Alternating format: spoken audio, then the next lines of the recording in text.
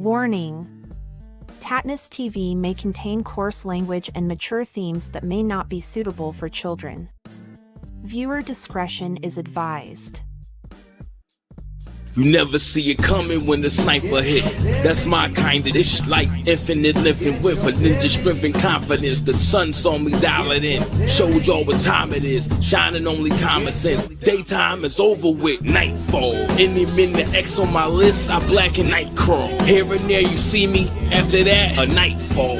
On his own sword, you better come in the chord. When I'm striking with you flat, see I don't sense the like of it. Anything can happen when you live. Engineered to thrive, survivors a 9 to 5. 5 out of 9, you out of a job though. You think I'm pie made now? See me at 5-0. Tattness TV starts now. What is up? Back again, my friend. Of course, with me is my co-host, as usual, Tom. This is why we can't have nice things, Bruno. And as much fun as Tom and Jason had, Daddy's home. So it's time to get down to business. Crack that whip. I left for a couple weeks, and I came back with a whole ass human. You really did. You really did fucking go away for 2 weeks. It's like that T-shirt you get from the fucking theme parks, but instead of like all I got is this lousy T-shirt, like all I did was produce another child. What up? Right. Sort of a miracle, bitches. And I am thrilled to say happy and healthy and an absolute blessing. I couldn't ask for a better, more perfect baby girl. I don't want to get too into that because unless y'all want to hear me sit and gush about my daughter for an hour and a half, I will. Don't make me do it.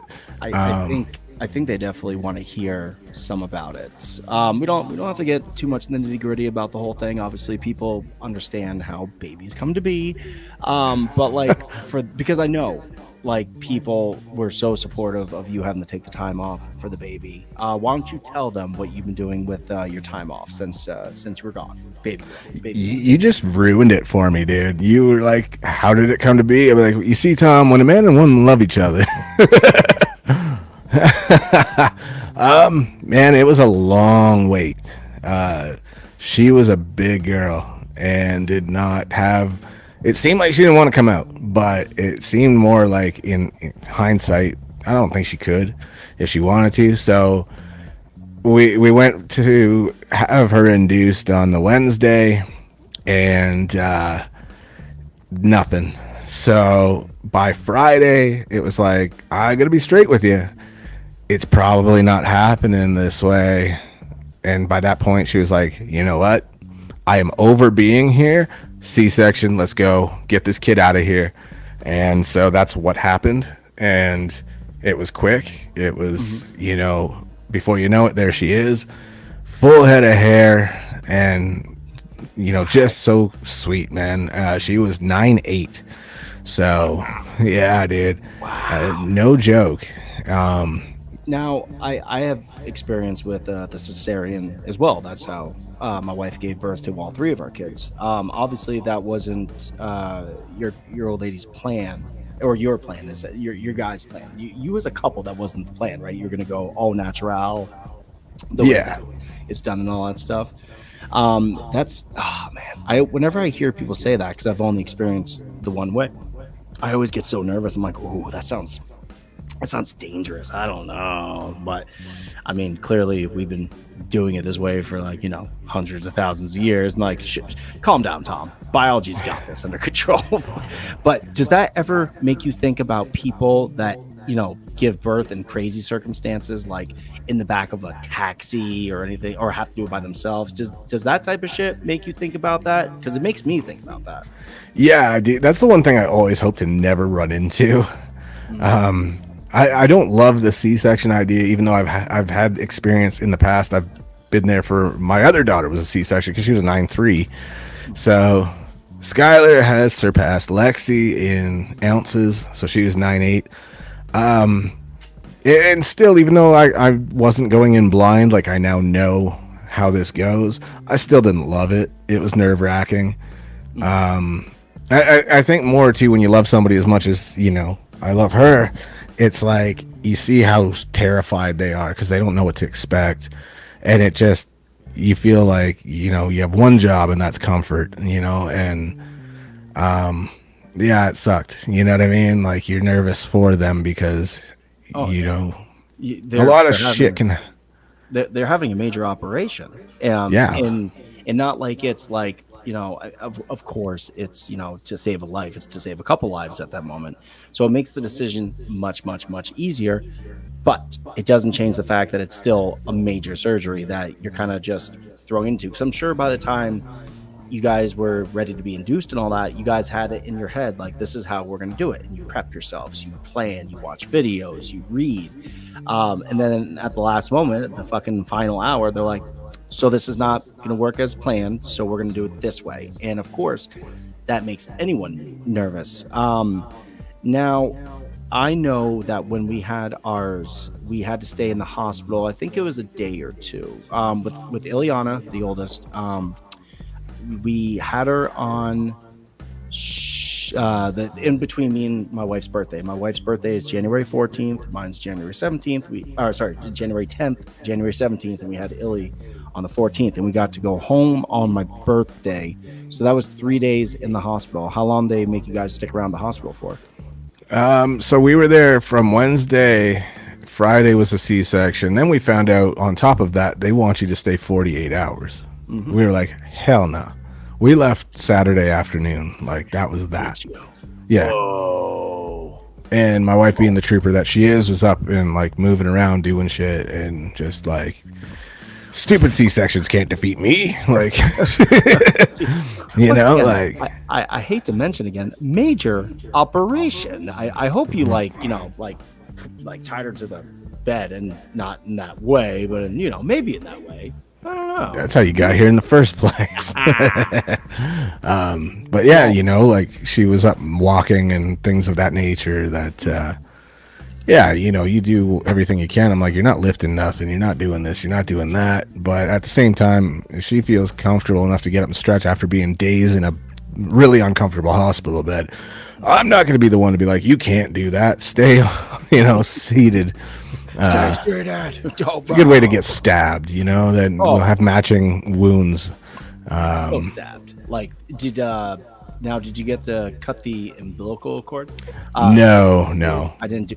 You're not supposed to do very much the first couple days, Caitlin. I don't know if you know this. I understand. We do things the way we want to and all jazz, but you're supposed to be sitting down relaxing. silly people. Shona was the same way. She was good while we were at the hospital. The moment she was home, like she was like trying to do far more than she should have been. I think that's just a mom thing, because like you are in the hospital, you are and please excuse this, you are ineffective at that moment, other than doing the major thing, which is giving birth to a human being. That is your job. That is the only job. So once you're done with that, you are done being the person that just had the baby. You're still mom, of course, but you're like, no, I am still a functioning member of this fucking planet Earth, and I'm going to get up and fucking get my own goddamn Oreos. Yeah, I'm basically diaper duty guy, so I'll change her, and then within a minute, be like, guess what? You're done. Yeah. Baby poops are weird.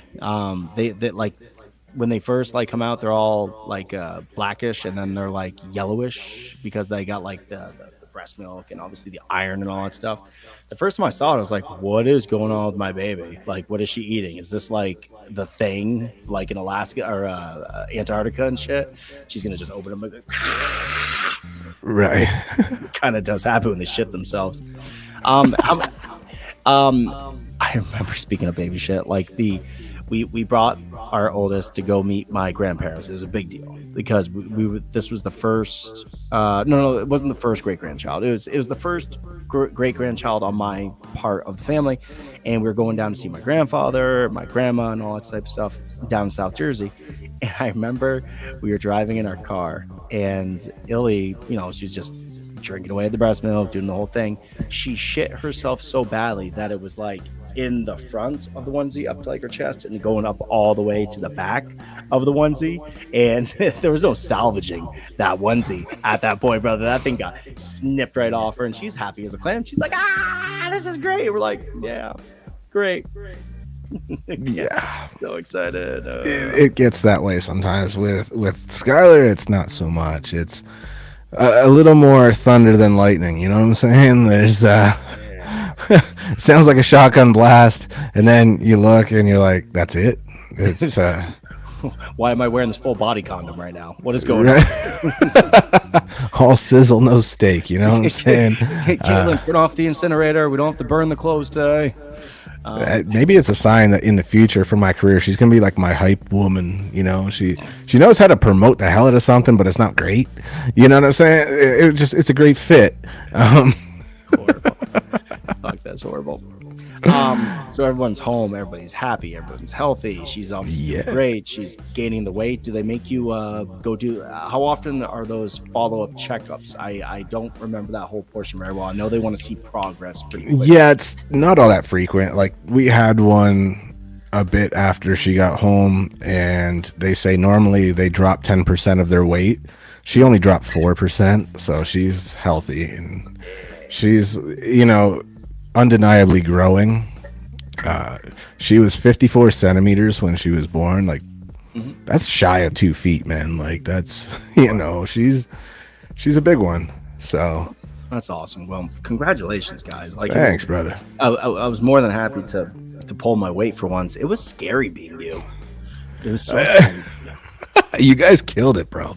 I checked in, as people may have seen, and you know, just because I was curious to see, you know, if you were enjoying it. I definitely enjoyed it. Like, that's the nice thing about kind of like having Jason already be like a showrunner with me, is like we know how we flow. Like there is no like in between awkwardness to it by any stretch of the imagination. And not to say there was any awkwardness with me and David the following show, but like me and David hadn't spoken in a year and a half, which is kind of unfortunately very visible when you watch the episode. Like, so in the first the first half before like everything just started kind of, it was kind of like almost like a catch up phone call, which kind of sucked. I'm sorry if anybody tuned out for that. That wasn't the intention.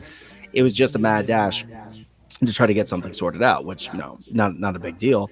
But I was very grateful that both of them said yes to it, because it just made doing your job a lot harder. Except I don't remember that you ever have sound effects, and clearly I need to remind myself that you do, because they're there. I just don't touch them until the last 5 seconds of the show. I'm like, oh yeah, piss. I loved seeing you enjoy access to all my shenanigans. I'm like, it's like opening the toy box, and this man's a toddler that just saw everything and had at her. And I couldn't be more overjoyed about that. That was hilarious to me. I'm like, this fool is just having a great time. if it was up to him, he'd play the piss button at least like 50 times an episode. Right. Like, I thought, honestly, that's what the whole show was going to be, on loop. And it probably would have been our highest rated. If I couldn't get Dave to the second episode, I'd just play stuff over and over until I was laughing. If I were you, I would have been like, I'm interviewing R. Kelly, and every question you ask, that's the answer. That's fucking brilliant. That is the. This guy's got a one-track mind. Let me also like give props to my wife. My wife was in the background the entire time, waiting, almost like she was excited if it didn't happen, because she was watching me freak out and run around trying to find something. She's like, I'll do it with you, and I'm like, I will take that if I cannot get a yes. So like, just stand right there. And then eventually she's like, you find something? I was like, yeah. She's like, all right, fuck off now. And then she went and did it. I get worried though. Like, have you ever done, you've done shows with significant others at different times in your life. Like, do you get concerned about the repertoire, the kind of flow of that? You know each other, and they like very intimately, clearly. Did that ever concern you in your history of running a show, doing that?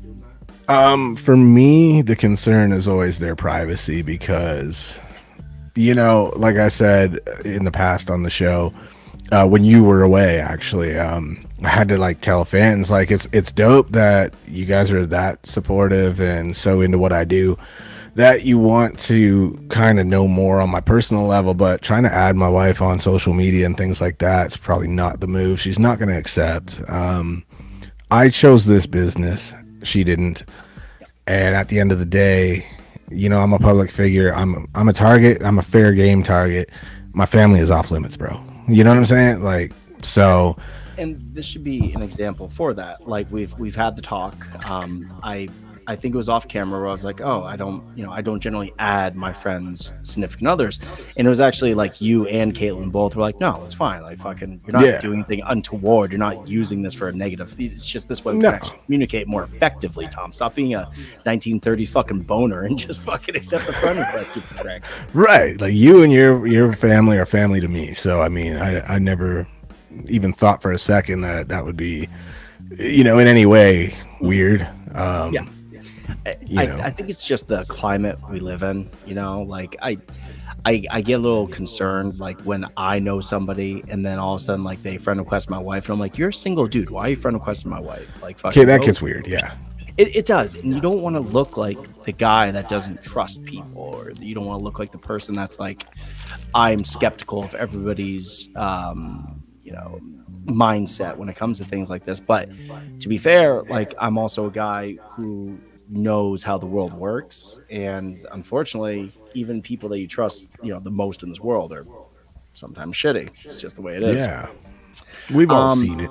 Oh yeah, we've seen it twice over, motherfuckers. So something that happened recently, not happened, I guess, something that's happening is, and I'm sure you can feel it in the air, spooky season is upon us. Yes, sir. Oh my God. Are you excited? You must be. Be. You have no idea. Speaking of which, I don't know if you're going somewhere with that or if it was just a fucking awesome announcement, but since we're on the subject, yeah, I'm going to spoil something here. In the coming shows, not sure which one yet, my boy Mick Strawn will be joining us because the streak has to continue. Every show I've ever had, Strawn has been a guest on. Mm-hmm.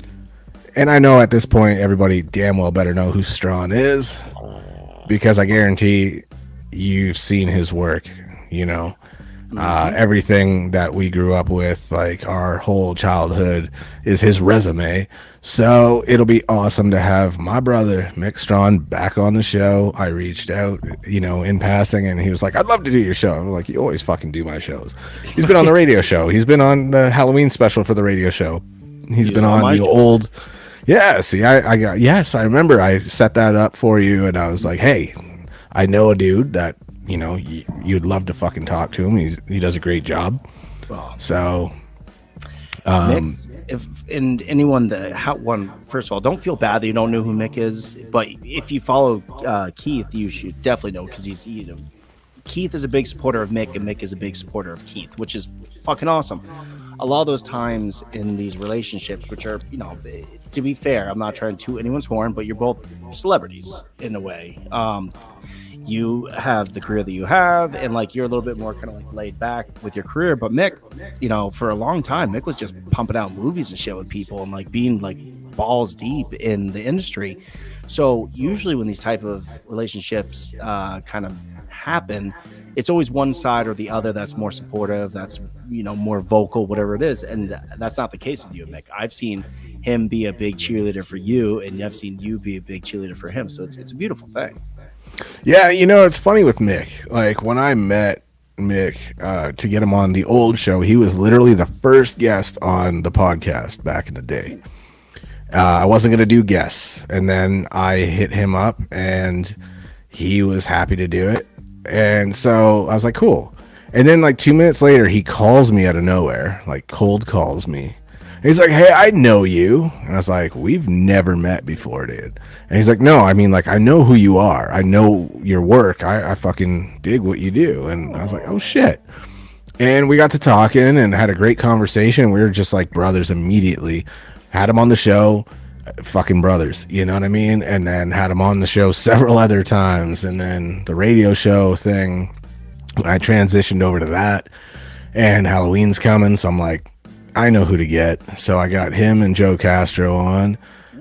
Dig Farish was going to come on, but he had prior the time zone things. He had prior shit going on. But yeah, man, it was a fucking hell of a time. And then I hit him up for this show, and him and I were supposed to have a show together that we hosted together at one point. And we just never got around to it because he had a lot on his plate. I had a lot of mine. Movie wise, we both were doing a lot of shit. Such is life. But it's just cool that that's always there, Yes. Very much so. I actually have an idea when we do figure out when Mick's going to come on. I'm very cognizant of the fact that spooky season is upon us because I watch a lot of DIY Halloween decoration making. It kind of is par for the course. Anyone that doesn't know what I've been into my entire life, I love special effects makeup. I saw Dawn of the Dead, the original 1976 Romero film, when I was a kid, and that Christmas I got it must have been 2 Christmases from them. Anyways, I got the big thick DVD set that came out. It was just that movie, but it had the alternate version, and it also had I think it was 10 hours of Tom Savini doing special effects makeup on the zombies, just one after another, and kind of showing how things are made, which really piqued my interest. I thought, I'm never going to be an actor. I'm never going to be anything like that. But I do love making things, and I love making shit like this. Oh, heck. Thanks, brother. See, I got love in Georgia, too. Hey, you fucking piece of shit. Congratulations on that baby. Right.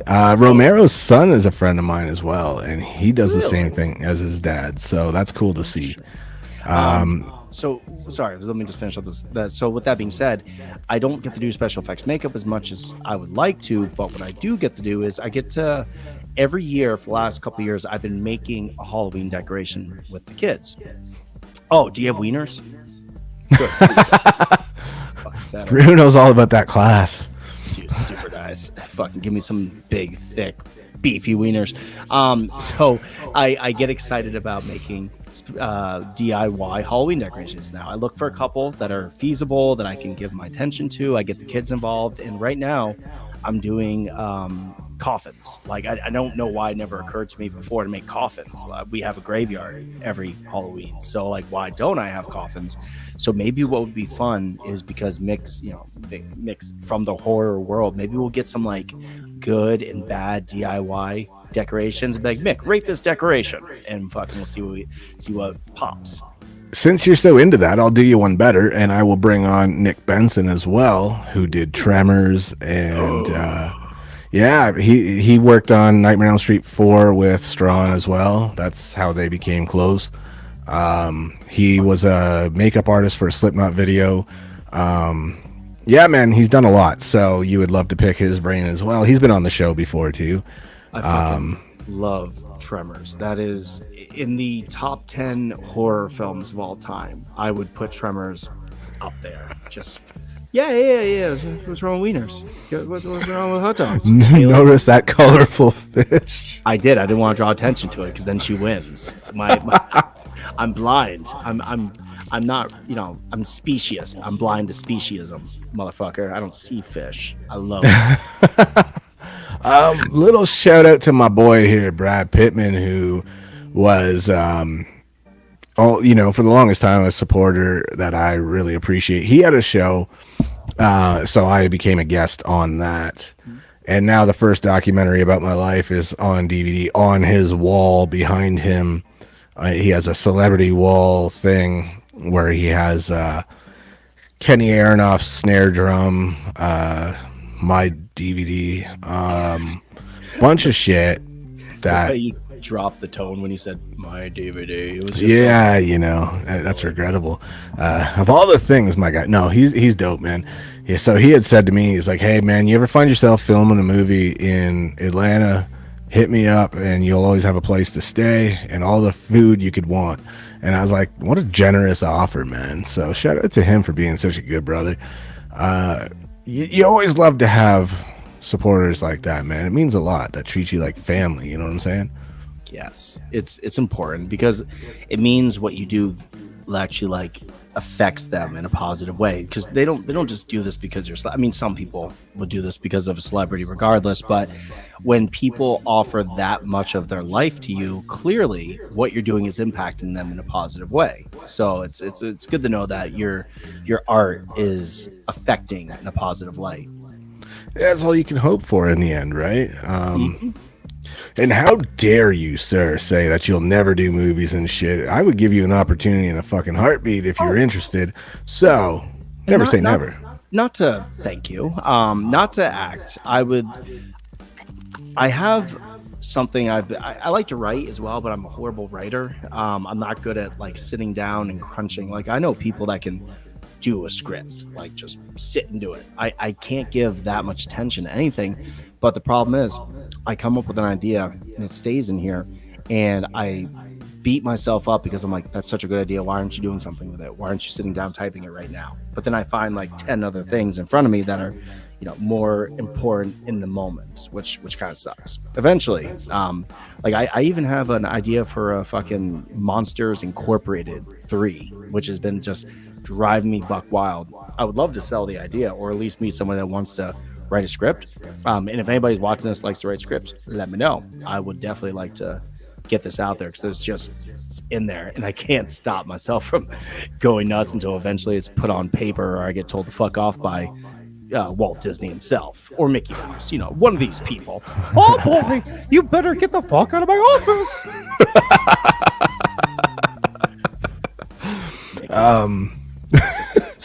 I can tell you from experience, script writing is a beast of a different nature. Like just the formatting of it has to be on point. There's a lot that goes into it people don't understand.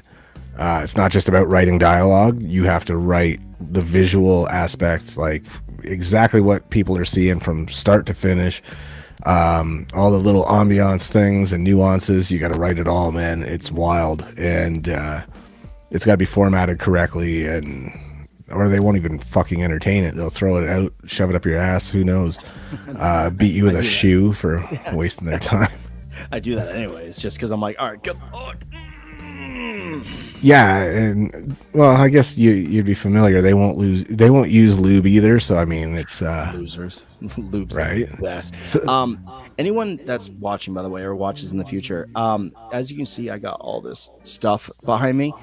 If anybody can name all the stuff behind me, and like it's a little unfair because I'm like in the way of things in a certain point, but if you can get the majority of the things and give the references for it, I will write you a sonnet of love and then just speaking about how crazy. You don't get to play Keith, and Caitlin doesn't get to play either, neither does my wife, because you three get to see it the most and you actually know me, so that's not okay. But anybody that watches this show that can name all the things that are behind me, I will do something amazing for you. I will travel to your house and make you a big old pot of wieners, boiled water, fucking just hot dog, star kisses. Oh shit, fucking speaking of which, that has nothing to do with anything. Did you're a big supporter, so I know what you're gonna say about this. Did you catch the lady that took over for Chester for Linkin Park? Did you get to check that concert out? I am so like, ugh. Yeah. I'm so overhearing about all that shit. Like, I was never a Linkin Park fan to begin with. Really? I found them to be too commercial, and overrated in that regard. And so, you know, it's like everywhere you turn, there's people making a big fuss about that shit. Mm-hmm. And I'm like, really? Can we get past this now? Like, it seems like such a publicity stunt. Like, nobody really cares that fucking much. So it's in every form of media. I see. I would almost disagree with you on that, because I think a lot of people care almost too much, and that's the problem. They're not giving anything a chance at all. They're like, no, Linkin Park is this, and if it's not this, it's not Linkin Park. I can understand that train of thought, but the fact is, like, clearly they feel like they have something more to accomplish as a band, and I understand that. Now, I watched the concert. I was a big Linkin Park fan. I thought their first two albums were just phenomenal. I think they were awesome. They came out at a good time in my life. Like, I was like in 7th or 8th grade or something like that at the time, and it was just top notch. Hybrid Theory is, you know, one of the records I have in my my record collection. That being said, I don't think the person, I don't remember what her name is. I don't think she did too great of a job. No. And I heard she's a Scientologist nut too, which I heard that too. She's like some sort of like cult person or something. Yeah, I'm not really about that life anymore. Once my followers all left, I was done. I'm like, I'm not doing this. You know, but yeah, I wasn't following that. I followed more how life is going with you and your pursuit of hot dogs more than I follow fucking. I made hot dogs the other day. Actually, now that you mention it, it was just me and my wife and my daughter went to Burlington. Burlington's like, if you look at a map of Vermont, Burlington's like the epicenter of Vermont, where the most shit's going on. It's like the busiest place. Of course, it's attached to Lake Champlain, which is the biggest lake in Vermont. And you know how it goes. Whatever town or city is by the lake or the ocean, that generally where's the highest population. Toronto being an example. Toronto is probably the most populated place in Canada. Is that the case? I mean, yeah, it's probably one of them.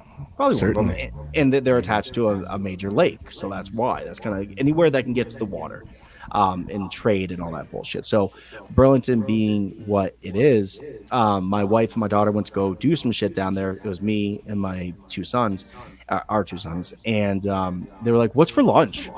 And I was like, "Oh, fucking, let's go look in the fridge." And I found a packet of hot dogs. I was gonna videotape the entire thing and send it to you. I was like, "No, I don't need to feel bad about myself today. I'm just gonna enjoy these hot dogs in peace." I'm not gonna lie. During the barbecue, I was planning on filming some footage of all the wings, the ribs, the pulled pork of 2 different varieties, and the brisket, and just be like, Bruno, this is how you barbecue. And I thought, you know what? Leave the man alone. He probably doesn't even boil his hot dogs in water. He probably boils them in. Oh my god, it was so delicious the way you just did that. Now, I had to spoil you. This is what you did. It's you're so kind. Yeah, so we had hot dogs the other day, but here's the weird thing. I was watching a documentary while I was eating the hot dogs, which made me feel kind of weird. It was the Jared from Subway guy documentary. Oh, no. I had to kick my boys out of the room. I was like, no, like this isn't for you. What's that say about me? I'm okay with watching horror movies with them, but the moment they're like, we're going to talk about Jared, the Subway dude who got arrested for, pedophilia, in a big bad way. What's it say about me where I'm like, no, you can't watch this accurate portrayal of what this scumbag did, but I'm okay with you seeing Freddy Krueger extend his arms and slice open Nancy. Okay. Oh, no, Tina. To me, it says you're a hell of a father, a hell of a parent. Because it's one thing to watch some creepy ass little girl crawl out of a TV in the ring. You don't risk Jared from Subway crawling out of your TV because he's after your little boys, because that's his thing. I just think it's a bit hilarious that he went from peddling footlongs to now getting endless footlongs in prison. He deserved all the footlongs. It was crazy. Like, I mean, we were very much adults when this whole thing happened, and I don't want to get too much into it because it's a real bummer thing to talk about, but I didn't know how he got busted. I just know he got busted. That's the only thing I knew about it. The documentary, it's like 3 episodes. They're like an hour long each episode. It's a little, and they do put the warning sign up a bunch, and they're like, this is, disturbing content, sensitive people, blah, blah. But I did learn something, and it was good because, it's just one of those things. If you're going to ingest something, I hope you take something from it. And what I took from it was, even the biggest, quietest motherfuckers out there can be the biggest scumbags. So, yeah, keep it on there. Okay, well, that's fair. I didn't want to go into a rant about. No, that's totally fair. So let's lighten the tone a little bit. Since the last time I was on the show with you, we talked about cereal for some reason. I mean, why wouldn't we? But here's what I'm pissed off about. When it comes to cereal, I want to see more commercials like this. Let's go back to what I have to assume is the 80s. And I want more commercials like this. This is the kind of commercial that's going to air on this show because some cereals are what they are. At least they're honest about it. This, I feel, is the most effective cereal commercial out there. When you're not wearing pants, it's important to start your morning right, and that means a bowl of grape nuts. Only grape nuts combines the wholesome flavors of sun-dried hay and middle school gymnastics mat to create that one-of-a-kind taste. And with a hardness rating equivalent to tourmaline and its sharp and jagged texture, you just might think you're eating a bowl of high-grade aquarium gravel. So if you're craving something indigestible and don't mind the sight of a little blood in your stool, why not reach for grape nuts? Make your teeth earn their keep with Post Grape Nuts. Oh my God, that's amazing. I want a bowl right now. It's just, I feel like I just got graped in the mouth. Yeah, a little bit. A little bit, dude. What did you say?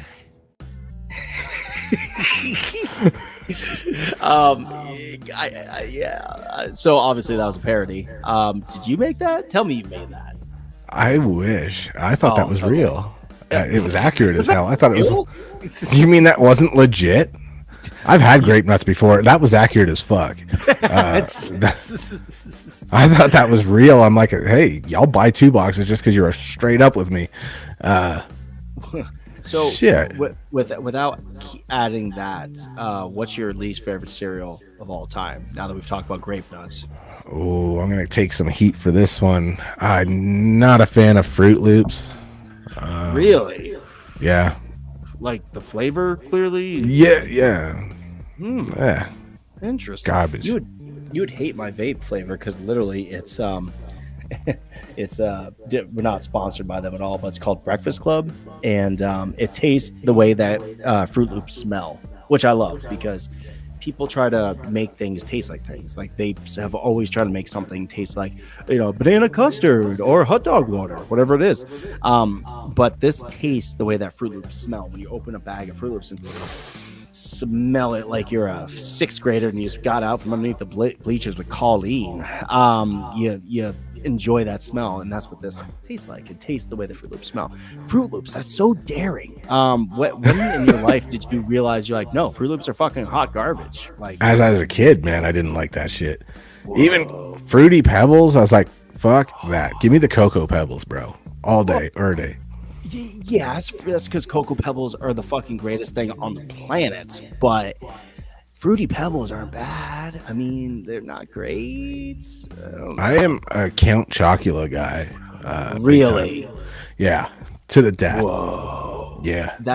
I mean, he's got it going on. I mean, he's a vampire. He does suck the life out of people and has marshmallow bits and goodness in there, I guess. I don't like Boo Berry. I think Boo Berry tastes like shit.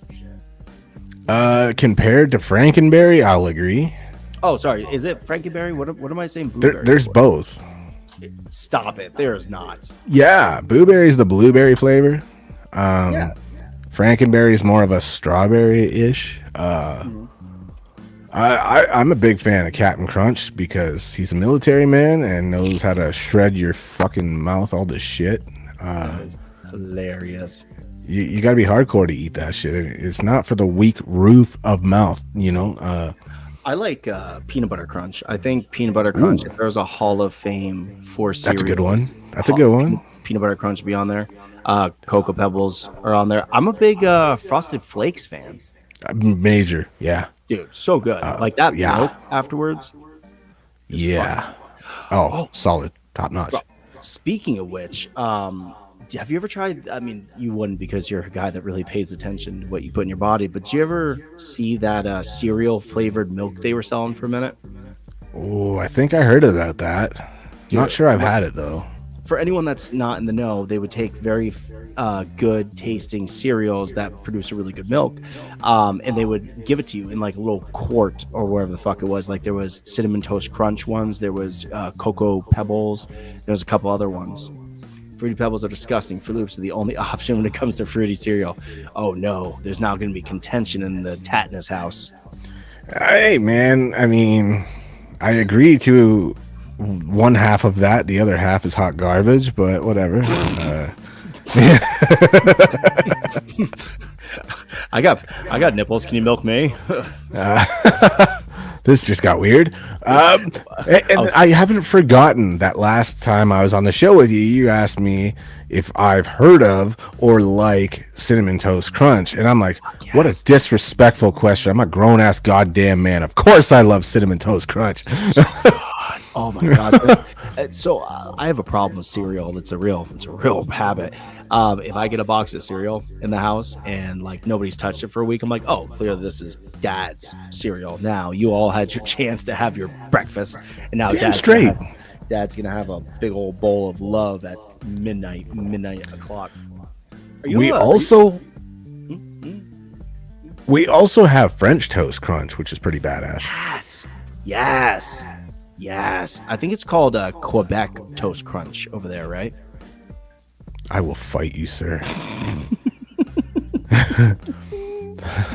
I like. There's actually a new one. They have like little Cinnamon Toast Crunch little ball bites, like very, very small. They're almost like Dippin' Dots, but like Cinnamon Toast Crunch, and they're fucking delicious. Did you know there's Timbit cereal now? There has been for a minute, yeah. There for a few years now. There have been. Oh my god! Why don't they do that anymore? Not the Timbits, but like, remember how daring cereal companies used to be? They just try whatever the fuck ever. Right. Oh, I feel disrespectful too by not mentioning another one of my all-time favorites, Golden Grams. Golden Grams is good. Golden Grams. Yeah, I was thinking about what's the honey bunch? Not honey bunch smokes. What's the one shaped like a honeycomb? That's It's called honeycomb. You fuck. Thank you. Can you tell me what the fruity loops that are in milk are called, Keith? It escapes me. Right. While you're at it, please tell me the number for 911. What's the number for 911? Yeah, I love cereal. What's that one shaped like honeycomb? I like honey grams as well. It's delicious. Golden Grams are dope. If you mix Golden Grams with Cinnamon Toast Crunch, next level game changer, my friend. You're welcome. That one was for free. That's a real adult decision to make. You're like, I have enough money. Well, I'm gonna buy 2 different cereals and combine these bitches. But you know what's funny? Cocoa Pebbles suck dick. I'm not a big Cocoa Pebble guy. You are? You like compared to Cocoa Puffs. Oh, okay. That crazy crackhead bird that's fucking always they were not Cocoa Puffs, that motherfucker. They were not that big in Canada. I think that was mostly a US thing. We saw the commercials for it all the time, but finding it here was not easy. Mom, this crazy crackhead bird's gonna come across the border. Please stop it. I was hoping he would come and like shank Toucan Sam with his shitty ass Fruit Loops and handle that little problem. One's clearly a cocaine addict because he's like, follow your nose, and the other one's a crackhead that's like, give me your Cocoa Puffs. I just thought it'd be a junkie war that like eventually it would be a turf war kind of thing where we would lose the Fruit Loops and be taken over by the Cocoa Puffs, which I would welcome that, to be honest. So, okay, what I just said made me think about something. Let's find serial representations of drugs. We've clearly established that the toucan from Fruity Loops, he is a cocaine addict. The guy that does the Cocoa Puffs, he is a crack addict. Who would be the meth addict? Would it be the Honeycombs guy? Is he the meth guy in this range? Maybe. The Smacks frog obviously has a thing going on that let's be real, it's in the name. It is in the name, so he's the heroin addict. Okay. Like he's just blunt about it. He doesn't give a fuck. He ain't hiding his shit. Wow. If it's good enough for Kurt Cobain, it's good enough for my green ass. I look like him too. I even got the footwear hat. So what? Obviously, Barney and Fred Flintstone, they're drunks. I mean, that's just they were drinking back in the day. They're drinking now, and they're also lovers, which is good for them. Good for the boys. So who would be the stoner in this bunch? Would it be the leprechaun? Would it be the Trix Rabbit? Maybe the Trix Rabbit because he's always concerned. Or no, the leprechaun because he's always like, they're going to take me Lucky Charms running away. Yeah, that's where he keeps his stash. I mean, like, he doesn't give a fuck about those marshmallows. It's that's code, bro. The parents roll up and they're like, "Excuse me, Mr. Leprechaun, Lucky the Leprechaun. Can you please tell me what my children ingested when they were over your domicile, stealing cereal?" I'm convinced he was so high he didn't realize he's just an Irish midget. He got so baked he thought he was a fucking leprechaun. And then the paranoia kicks in, and those kids probably didn't even exist. They're probably just hallucinations. Bro, he hit some shrooms one day, got all paranoid. God, this is brilliant. So we were talking about to get off the cereal topic a tiny bit. We were talking about Count Chocula. And it goes back to the spooky season. I'm not fully off the reservation right now. But I heard something which I didn't know about, to be fair and honest, and I want to kind of teach you about something from New England. That's New England is the place where I live: Vermont, New Hampshire, Massachusetts, Maine, Rhode Island, Connecticut. These are like the places that are in New England. And I found something interesting. It's a story that actually inspired a very important book. It's called Vampire Mercy Brown. When Rhode Island was the vampire capital of America. Check this out, Keith. In 1892, oddly well preserved, exhumed body of Mercy Brown led many to believe that she was a vampire responsible for the death of her family in Exeter, Rhode Island. By the way, this was written by Charles T. Robinson a couple years back for the New England editors of the Yankee. The villagers of Exeter, Rhode Island knew that George Brown had a problem. First, his wife, Mary Brown, succumbed to a mysterious illness, which ended up being the White Plague, which was what was that thing that everybody was having a problem with in the late 1800s? It was like the breathing thing, tuberculosis. She succumbed to tuberculosis. 6 months later, his 20-year-old daughter succumbed to it and fell ill, and she perished. Within the next several years, his 19-year-old daughter was also gone. George's teenage son, Edwin Brown, a healthy lad who worked as a store clerk, suddenly became frail and sick. The village doctor informed George that consumption was taking his family, but the country folk of Exeter knew another explanation. On a chilly March afternoon in 1892, a group of men entered Exeter's Chestnut Hill Cemetery. They then began to exhume the bodies of George Brown's wife and 2 children. They had concluded that one of the deceased was leaving the grave at the middle of the night and to suck the life out of its relatives. Only by killing the vampire could young Edwin be saved. First, the men examined the bodies of Mrs. Brown and the daughter Mary, finding them to be properly decomposed. They began to exhume Mercy Brown. Slowly, they shoveled into Mercy's grave. When they reached the corpse, they suddenly stepped back in terror. By the way, just keep this in mind. This is a true story. Mercy, who had been buried for more than 2 months, appeared oddly well preserved. It seemed that her hair and nails had grown, and when the men cautiously prodded the corpse with their shovel, they found that it was filled with fresh blood. They suspected vampire's heart was removed and burned on a nearby rock. The ashes were added to young Edwin's medicine. Still, the boy was consumed by it. To the less superstitious, blah, blah, nobody cares about the non-fun part of it. But that did not keep Rhode Island from becoming known as the vampire capital of America, where isolated villages resembled the lonely hermits of Transylvania. It was a hotbed for vampire rumors between 1870 and 1900. So here's the funny thing. Do you know what very famous book came out in those times that had to do with a vampire, Mr. Keith McCleary? Can't say that I do. Fair enough. It was Dracula. Dracula came out. And in fact, Bram Stoker took his entire idea from this one incident. It intrigued me to say the least. Like, obviously, the witch trials happened. Were there witch trials in Canada? If so, I wasn't there. I missed it. I had shit to do that day. Personally there, Tom. Like, I had other things to do. You understand? I just had a kid. I can't be at every witch burning, you motherfucker.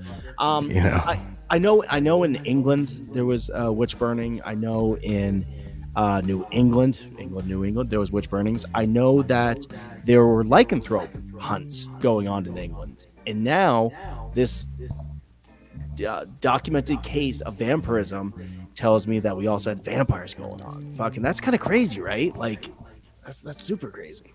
If Canada had any witch burning, it would be the most apologetic fucking event ever.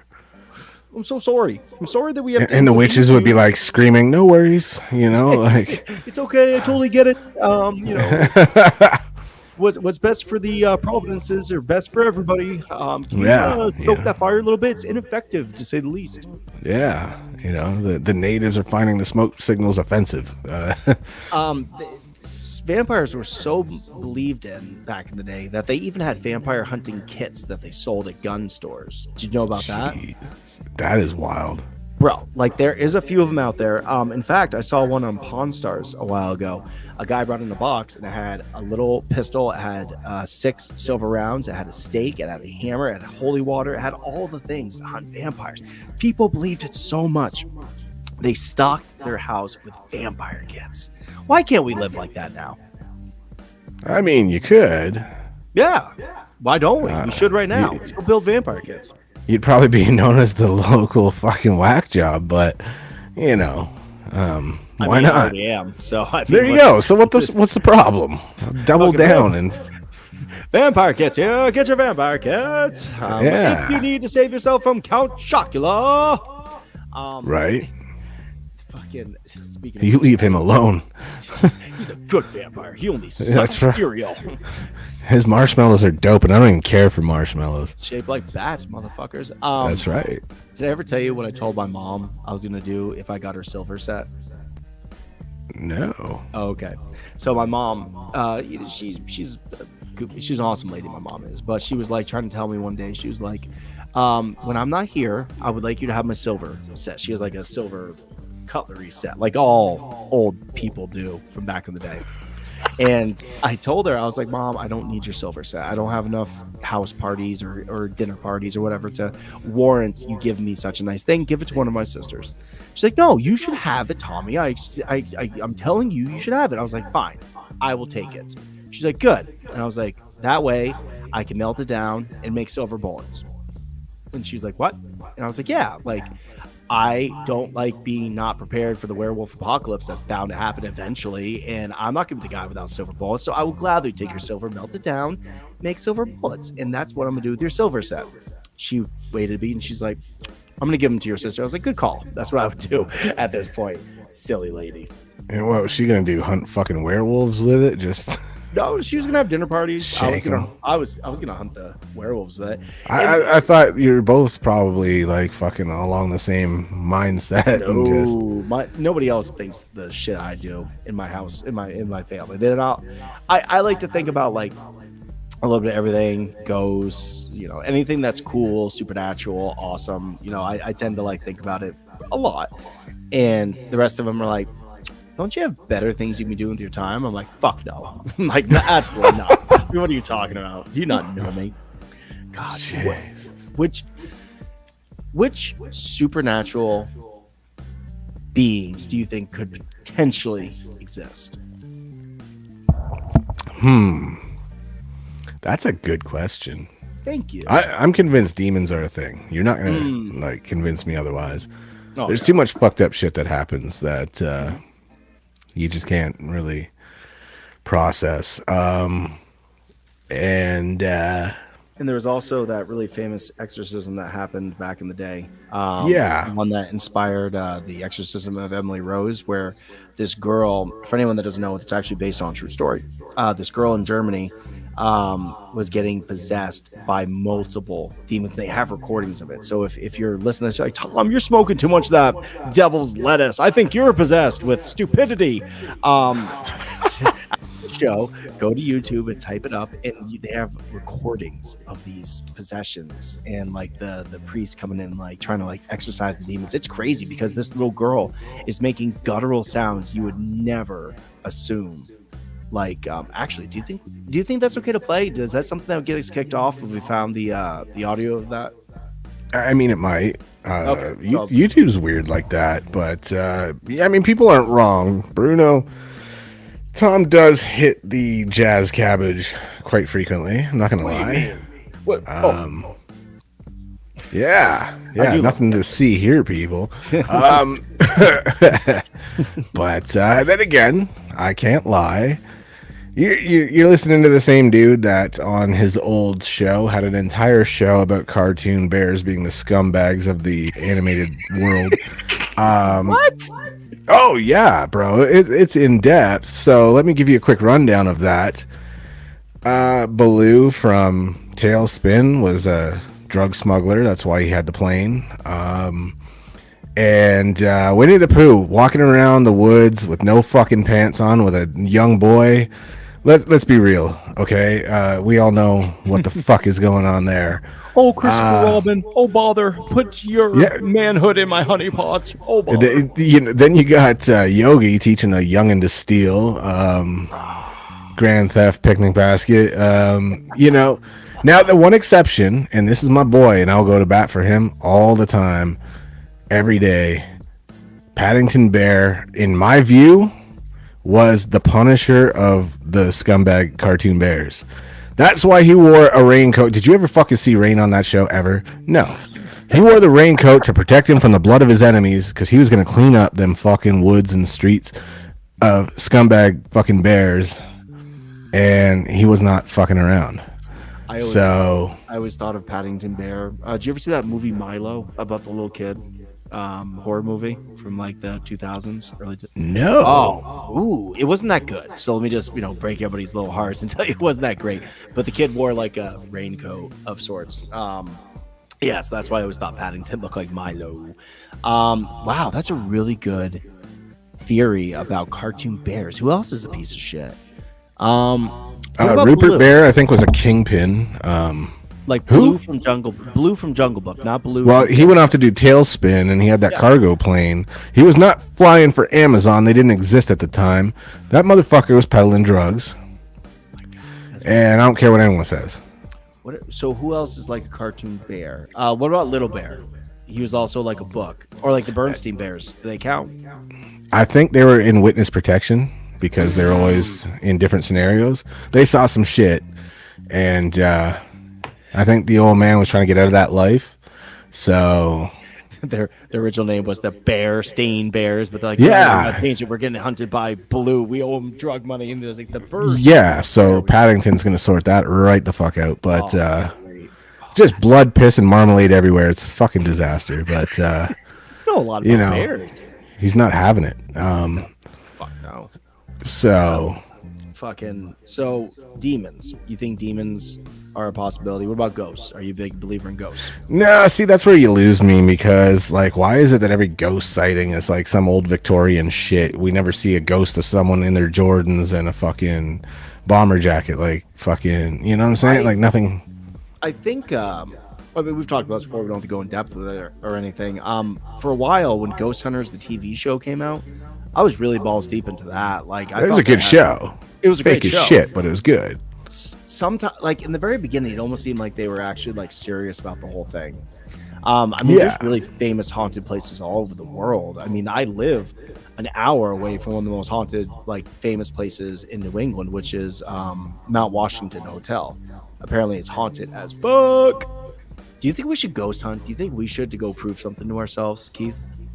We should go hunt something. I've actually been invited by people that do it for a profession to go out to many different places, including Sweden, to check some shit out. And, with people like that, I would love to see their perspective of it. I don't expect to find anything, but I'd love to see how serious they are, their, methods, and kind of learn what they do. Because ghost hunters and shit like that's a TV show. It's for entertainment. These people that are like hardcore into what they do and have like a scientific mind about it, I'd kind of love to see what it is they look for and how that all plays out. And I've actually seen ghost hunters up close and personal. Did I ever tell you about that? No. So You don't tell me nothing. What the fuck? I tell you all sorts of things. I just usually save it for the air so they could be something to talk about. When me and my wife had our first kid, I think we moved into like a duplex, like it's a big house separated by a big ass wall. And we lived on the left side. One of my best friends ended up moving into the right side with his family. But so we lived there, and a whole bunch of weird shit happened. My best friend that lived next door, we were watching his house because they were on their honeymoon. Like they were gone. I was watching their house. So was my wife. And we would hear people going up and down their stairs all day, all night. And guess what? We're the only motherfuckers in the place. So like, we're not over there. So that happened. We would hear noises constantly. And this is the thing that sparked the investigation. I'll keep it short. One night, my daughter, she is upstairs in her room. She's going to bed. We are laying down together in our room. She calls for us. We go in, and she's like, "Dad, can you get the light to turn off?" In that weird baby kind of way. I'm like, "What? What light?" And she's like, "Right there." And she's pointing, and it's going back and forth and like moving it. She's like, "That light, the ball light, won't stop." And I'm like, "Huh." Okay, so we put on Kipper the dog. Illy's like comfort show was Kipper the dog back in the day, British as fuck. So we put on Kipper, and we're like, there, she's gonna be passed out. You go to sleep. We're gonna go back and do adult things. 5 minutes later, she comes in. She's like, the ball of light won't stop, and she's like, I just, can you please make it stop? We're like, oh, come lay with us, honey. And she lays down in bed with us, and all of a sudden, like a couple minutes, she's quiet. She's shutting her eyes. She opens them. She's like, the ball of light won't leave me alone. And we're like looking, and we're like, okay, this is freaking us the fuck out a little bit. So everybody's awake at this point. We go downstairs and put on the TV downstairs. Me and Shona's like, wow, that's fucking weird, right? And all of a sudden, she's like, there it is again. Like literally, she's a little itty bitty kid. She has no reason to lie about this nonsense. She's not aware of what ghosts are or anything like that. So me and Shona got spooked, very spooked. We called the ghost hunters number. They actually have a number you can call to have them come investigate things. And you call, and the first thing it says is, are you looking to have this aired on TV or not? And we're like, fuck no, we don't want to look like crazy people. So they sent us to the Ghost Hunters of New England, because that's where they are. They're the Atlantic Paranormal Society. And they sent us the one closest to us, which is funny because just give me 1 second to get to it. So we call, we leave a message. They call us back the next day, and they're like, hey, so just so you know, like we have a lot of ghosts that we're in the process of trying to find, blah, blah, we all have places to go. We can't tell you when we're going to be there to do this for you. And we told them the whole thing, and they're like, oh, okay, well, where do you live is what they asked. And I was like, oh, we live in Essex, Vermont. She's like, oh, we like where? And I was like, oh, down near the pizza place. She's like, we have an office that's like 5 minutes away. We'll be down there in 20 minutes. So they come down, they investigate, they find strange things, but not like, oh, evidence of ghosts. A lot of like EMP type things along those lines. So I asked them, I was like, hey, should I leave a tape recording in my kitchen or something? Because I seen this on Ghost Hunters. They leave a tape recorder and they come back and they hear shit. And she's like, no, I wouldn't do that. And I was like, why? I thought they would be like, no, that would prove that we're fake. Fuck you. No. She's like, no, we don't. We actually don't think anybody should ever leave a tape recorder in their house like that, because what if you hear something you really can't forget? Do you want to be the guy living in that house? And I was like, no, I don't. So this leads to this. We are getting ready to move out of that place. We're moving into a different place. And my landlord was there. And I was like, oh, do you want to hear about some weird, funny shit? And I start telling him about this. And he looks at me like shocked. I'm like, what? He's like, don't you ever tell my wife that. And I'm like, why? He's like, dude, for the 10 years we lived in this house, she swore up and down it was haunted beyond belief. And I told her she was crazy. And I totally gaslit her. And like, no, don't ever mention this to my wife. And I was like, get the fuck out of here. So that's the experience I've had with ghost hunting. I didn't hunt it myself. I saw the ghost hunters. That's wild. I don't know, man. Ghosts are one of those things I believe in. What about, aliens? You must believe in aliens? Yeah, not to the extent that our guest that one night does, but she doesn't believe in aliens. She is an alien, homie. Apparently, yeah. And if you're watching this, ma'am, come back on. Don't overtalk us, please. But come back and have a conversation with us. I will talk to you again, or maybe Keith. Keith's like, I really gotta go this episode. You guys have fun, and I'll talk to you. But I would talk to her again. That was different, to say the least. Oh, it was different, all right. That was special. What about vampires? I read you my vampire story. Do you believe in vampires now? Did that make you believe? No. Fuck your stupid town, Tom. Exeter, Rhode Island is a piece of shit backwater, motherfuckers, and they are stupid. So no. I'm sorry, Rhode Island. We don't mean that. We love Rhode Island. But I do love the concept. I do love how it's lived on forever and ever. I think that's dope. I always love when a story can live on for the entertainment of so many. It means it was done well. There's so many variations of it. I think that's cool, man. What about black magic? Like, not necessarily just witches, but like black magic, like being able Oh to yeah, I think there's certain things you probably shouldn't fuck with. Okay, all right. You know which one really grabs my attention that I can't dismiss nor confirm is the black-eyed children concept. Ooh, yes. Yes. I've definitely heard of that. Oh yeah, I can't remember exactly what they're called, but like you see them in a couple different places, on the side of the roads and things like that, in the middle of fields. Yeah, dude, that's one. Fucking, what are they called? They have a name. It's not like changelings. It's like something along those words. So what makes you think about that more than something else?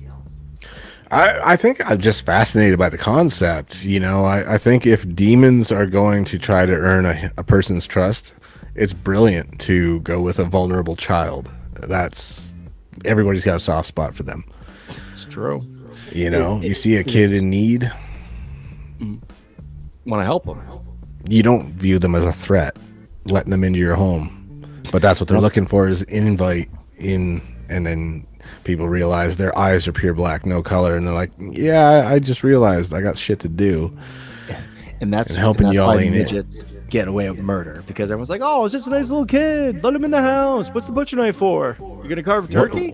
What if these sightings are legit, but it's just midgets with black contacts fucking with people, just being creepy on purpose? Impersonators, midget impersonators. That'd be fucking just I'd like just that fucking more.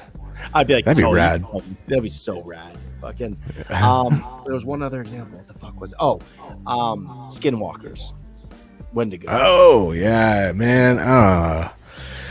I hear about that ranch all the time, and then I get stories from guys like Rogan and shit that are like, went there high as fuck with my buddies, and like literally not a fucking thing to see. Nothing. Not about the ranch. Skinwalkers as a creature. They come from Native American folklore. Native Americans, like, you know, around where the Southwest is. But check this out. My buddy from high school digs for gems and does gold, and he also tends bud most of the year. But he's a big traveler, believer guy. Down in the Southwest, they treat that shit like it's the God's truth, man. Like, really? There's no joke. I was actually I mentioned it to him. I was like, oh dude, you're from fucking like Skinwalker country. He's like, dude, shh. I was like, what? He was like, honestly, fucking people down in the Southwest take that shit so seriously. Nobody talks about Skinwalkers. Nobody mentions Wendigos, because that's how hard they believe in. Caitlin chimed in. I think it's something about me. Let's say.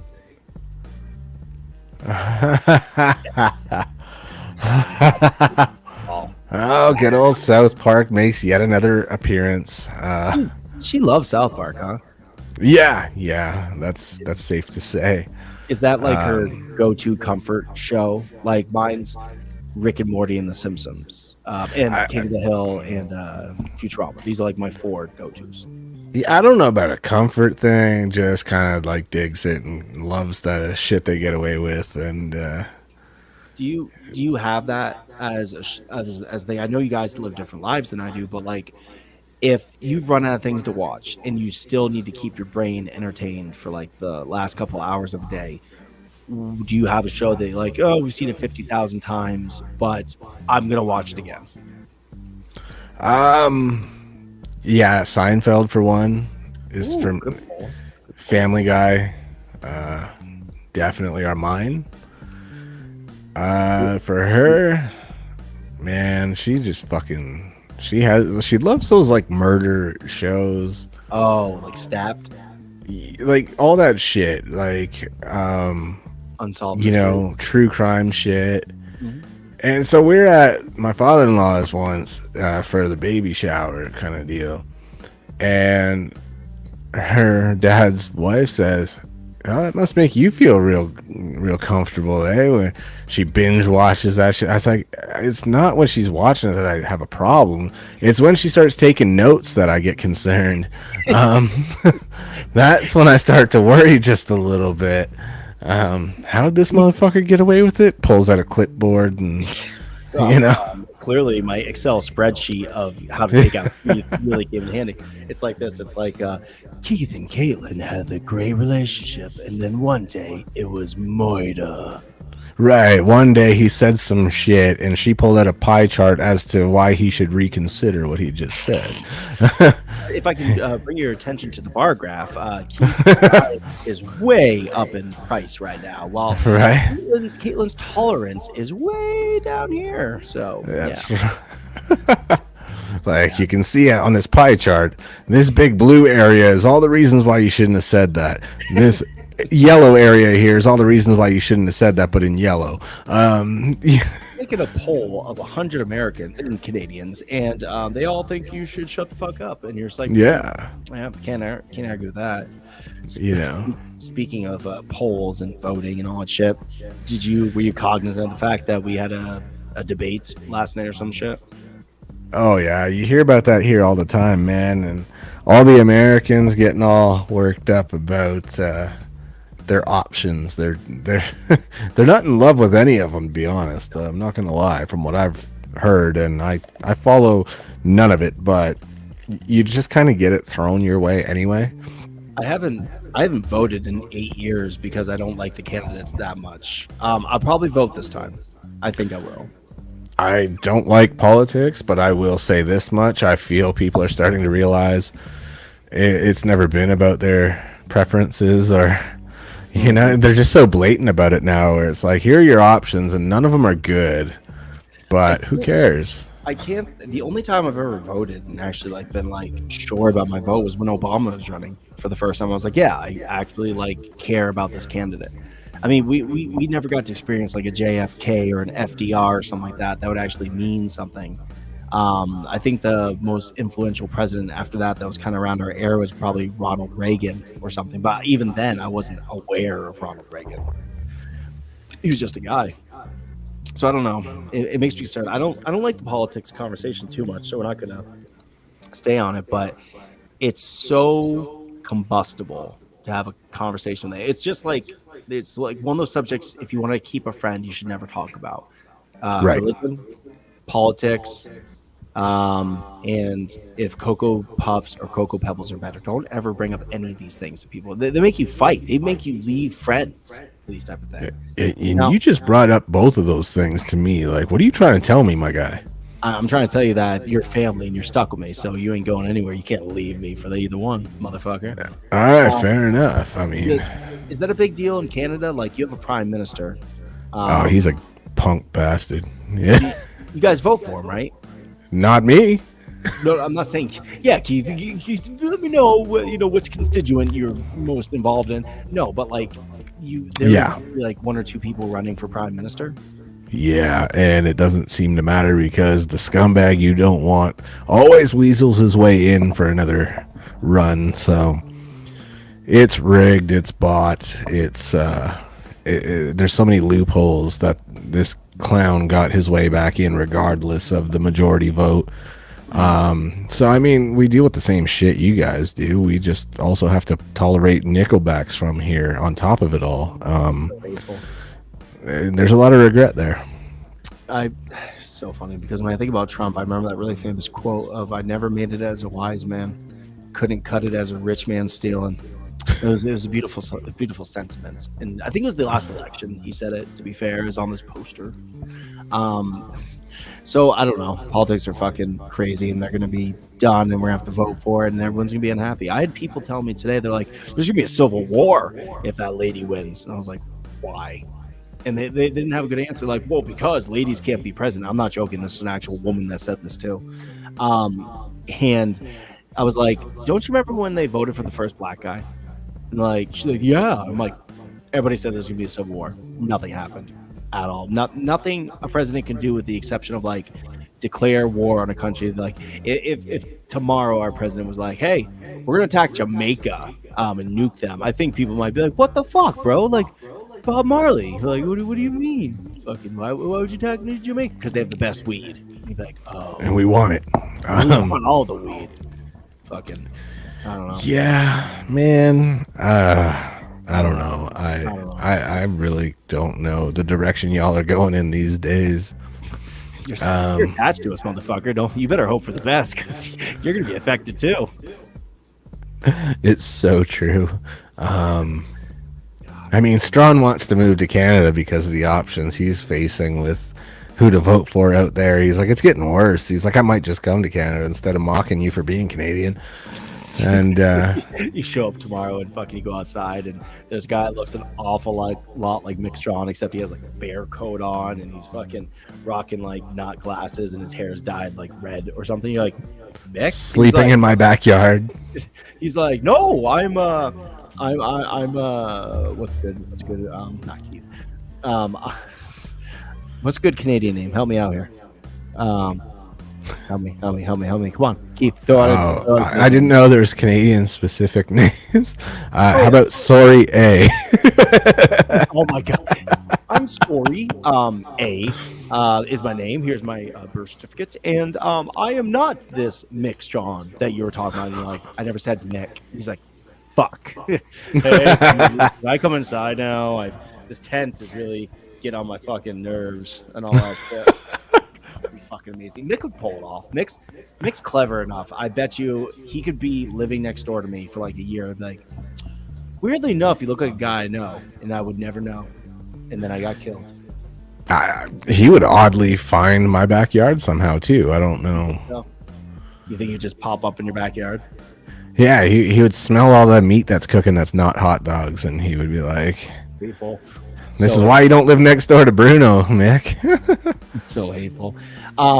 That'd be strange. It reminds me of a story about this guy, and this is an actual true story. A dude picked up a hitchhiker on the side of the road, and the hitchhiker was like, "Hey, my sister's having a baby. I need to get to the hospital." The guy, against his better judgment, decides to do it for him because he felt bad. They get like a few miles down the road, and the guy's like, "Oh, I'm getting close to my house. I don't want to bring him there." So he looks at the guy. He's like, "Hey, this is as far as I can go." The guy pulls out a knife, and he's like, "No, you're going to take me, and I'm going to take your money and your car and all that stuff." So the dude hops out of the car and starts running with the keys in his hand. He like shuts off the car and runs, and the guy with the knife runs after him.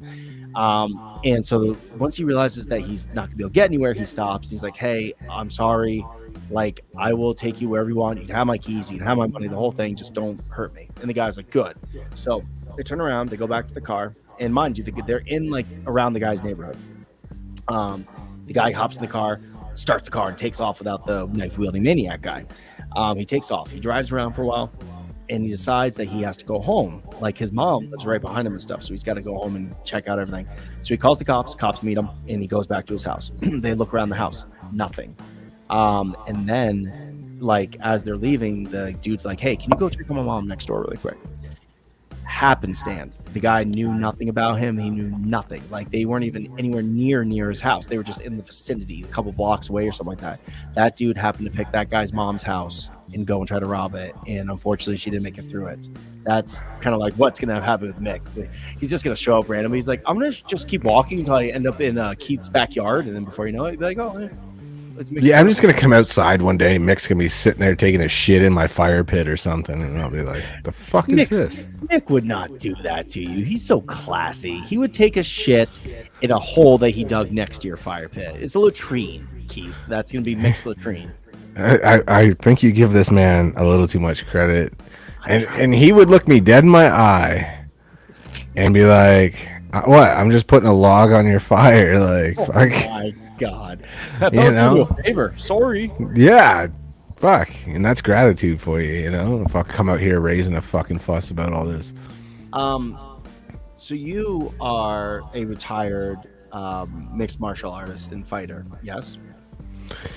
Yeah, I guess so. I mean, I played with the idea of one more fight, but now I got my baby girl, and it's just time to hang it up and make peace with the fact that you're always going to want to do one more, but that's not the way it can shake out. So here it's funny that you actually mentioned your daughter. What happens if your daughter 18 years from now is like, Dad, I want to be an MMA fighter? Is that something you'd support, or knowing the lifestyle that goes with it, you try to dissuade her from being a mixed martial artist? One way or another, she's gonna know how to fight. I'm a teacher how to defend herself. So I mean, if you want to put that talent to use, the best thing I could do is support her and just tell her the same thing. Like, I get in, make your money, get out. While you're intact, you're okay. You know what I'm saying? What kind of advice would you give her as a person that's experienced that life? What would be the things that a dad that did mixed martial arts would try to distill on them, besides the fight techniques and all that type of stuff? Would it be financial advice? Would it be career advice? What kind of things would you want her to know about, to avoid from your lifestyle that you lived? Just kind of the basic shit. Like, know that it could end at any time. It's not about what you make, it's about what you save. And make your money, enjoy it, get out while you don't have concussions and whatever. Yeah. And in the process, make sure you're marketable. Then you can brand yourself and do other things. And those are the key things that are truly important. I would never discourage, even if I don't love it, I would never discourage my child from wanting to pursue something that their heart is in.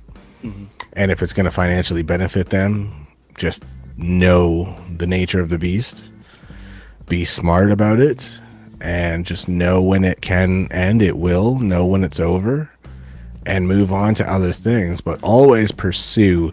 I grew up being told I would never be shit. And look at all the fucking things I've managed to do. I'd never want to place limitations on my daughter, and especially not in the form of criticism. Have her believe, fucking that she can't do something just because you don't want her to. Well, to be fair, your face is still pretty damn pretty. So, like, it's not that you can't. And there's plenty of people that, did fighting and stuff. And obviously, this is all hypothetical. She is still very much an infant. And, like, she's... Yes. Unless tomorrow she roundhouse kicks you changing her diaper, and you're like, that girl's got a career. And I know her mom's not going to dig that. And I'm not in love with the idea neither. But you can get punched in the face in the streets by some dude 3 times your size. You're going to be trained to take them down. You'll be able to manage somebody your size or smaller in a professional setting where there's rules.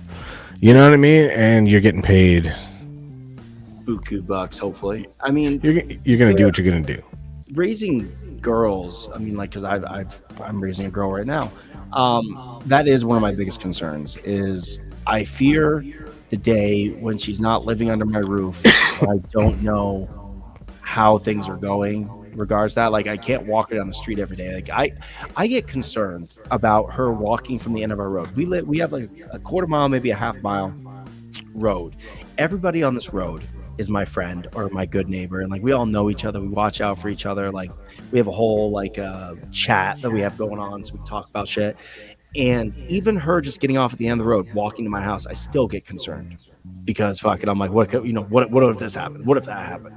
So making them aware of how to protect themselves in those types of situations is imperative in the world we live in right now. So Absolutely. Fortunately, she's got you guys that are going to be able to get her up in there, which is awesome. I think I need to get my daughter's a cheerleader. So like, she's, strong, she picks up grown people, all that type of shit. But I always get concerned that she won't be able to like throw a chokehold on like some motherfucker. Okay, so this is good.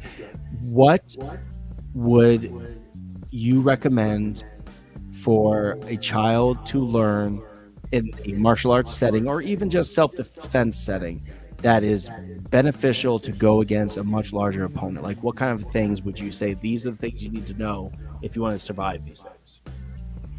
I think Taekwondo is a pretty good choice. I would even suggest a little bit of judo. Using people's momentum against them is never a bad thing. It's not the be all end all. So to only know that, it's only going to get you so far. Boxing, not a bad idea. And just basic self-defense. I mean, my daughter's going to be, obviously a little bit different because I'm military trained and a MMA trained pro fighter. There's going to be a lot of different things taught to her. Pressure points, the whole lot. Like, I know pressure points that will black you out and you won't know what happened just from squeezing your own fingertips into the palm of your hand. Your knees will buckle first, then you'll start to go black, and before you know it, you're out and you don't even realize what happened. And a 12-year-old girl could do that to a grown man. You know what I mean? Once they get that hold on your fingers and press your fingertips into your palm, it doesn't even matter about strength anymore. God damn. You don't have leverage to come back. Yeah. So I don't do this, and I never will again. But I'll see if it's feasible right now. If you'd like to meet her, the little one, Yes. I will see if she's in a state where she can make a quick on-camera appearance for her future scrapbook kind of deal. And residuals. You're like, now that she's been here, the bank account that is sending to her is this, and if you all don't donate, then you don't like kids, and I'll meet you outside. I'll send her to your doorstep when she's fully trained, and roundhouse kick to the neck fat for anyone that didn't donate. There'll be a list.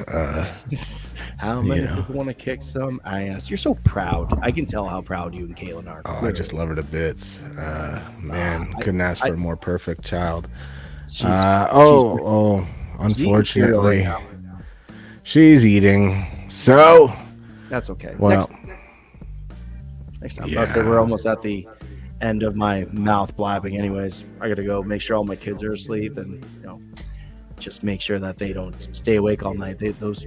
My fucking kids, they are the worst at certain things. They are great people. I love them with all my heart. And then some days they stay up to like 11 o'clock, 12 o'clock. You're like, it's fucking school tomorrow, go to bed. Yeah, kids love to stay up, man. Did you have a lot of rules and regulations in your house growing up? Where they're like strict bedtime, shit like that? Man, when I was growing up, you figure by the time I was 7 years old, I was on my bike and I was anywhere in the city. Nobody knew, nobody cared. And then I'd come home at a certain time and it was like, oh, you're still alive. Cool. If I was home for dinner, you're still alive. Cool. I'd eat dinner. I'd go back out and I'd be all over the place. Nobody had a clue where the hell I was at. At 7? Yeah. Wow. Like I didn't have that home life, that family where anyone gave a fuck.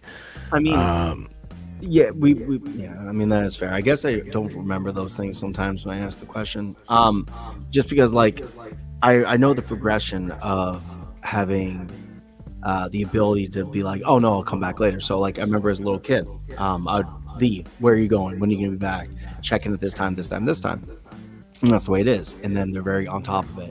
You said you'd be home at 5 o'clock. It is 5:01. You're still not home. You're grounded.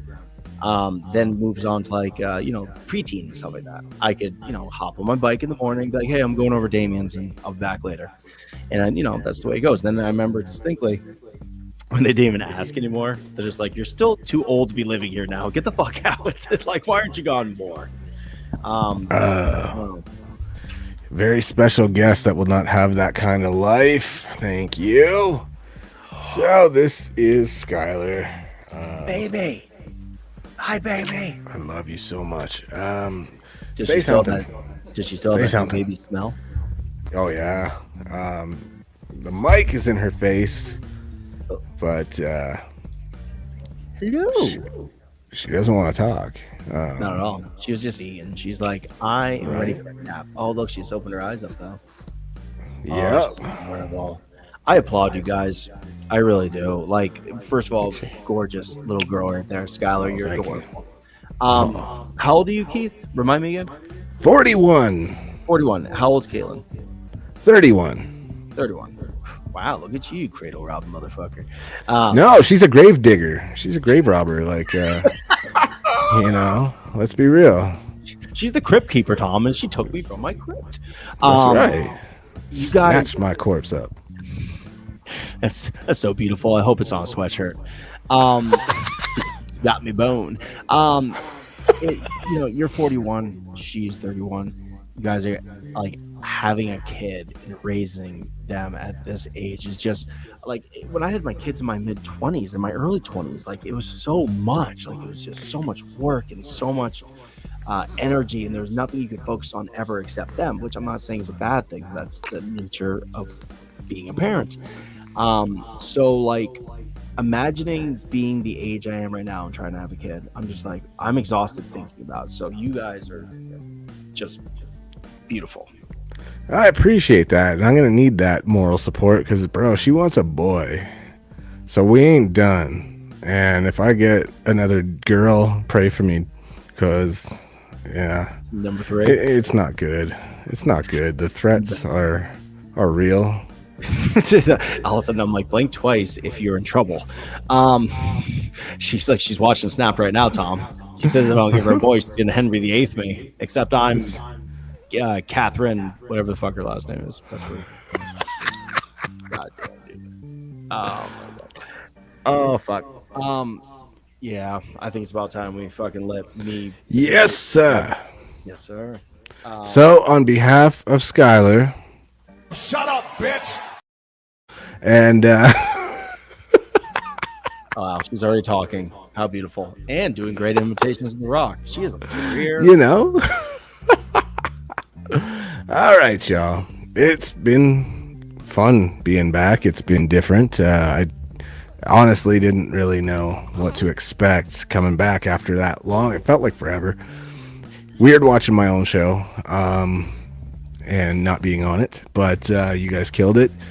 And I'll be back, and I figure Skylar will make a one-time appearance for privacy's sake, of course. Once she's a little more distinctive in her features, I will not be putting anything out there.